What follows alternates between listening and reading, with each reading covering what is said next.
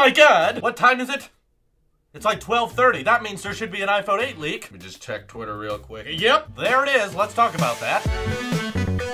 Not good mythical morning, but I don't know. This was not a leak for just the iPhone 8. This was a leak for all 3 new iPhones coming out this year, which of course are rumored to be called the iPhone 8, which you all know about, the 7S and 7S Plus. Here is the image. Now, of course, this is not a leak of what they will actually look like. What people are theorizing this is dummy models that are going to be sent to case manufacturers so that they know what to base their cases off of. Just so we have a basic idea of what these next generation's iPhones dimensions are going to be, and with the 7S Plus and 7S, we kind of see very little surprises. First of all, what this means is that my concept art that I made for the 7S was complete bullcrap. Let's just hope that was for the SE or something else. This Google Pixel-ish ripoff phone. One of those things. I don't care. I'm still proud of my concept. I just want the 7S to have wireless charging, okay? Maybe that could happen. You know, these are just dummies. Maybe they have glass backs on the actual models. But something's kind of interesting about this. What I've noticed on the 7S and 7S Plus photo is that they have holes in their dummy models while the iPhone 8 has a protrusion. And maybe it's just me, but I've noticed in a lot of the leaked and AutoCAD render files for the iPhone 8, the camera bulge on the back kind of looks quite noticeable. Like it's very protrusive. On the iPhone 7, they kind of rounded the edges on the camera bump. It's still clearly there, but they tried to smoothen things out a little bit, so it's not like the iPhone 6S where everything's just super sharp edges to that lens. But it feels like they're going back to that on the iPhone 8. All of the leaks have these giant camera bulge sticking out. It looks really ugly, and I hope that the actual model actually has the curves in these dummy leaks we're getting, actually has those rounded off edges for the camera bulge. I don't know, that's just a little OCD thing. But this is also a very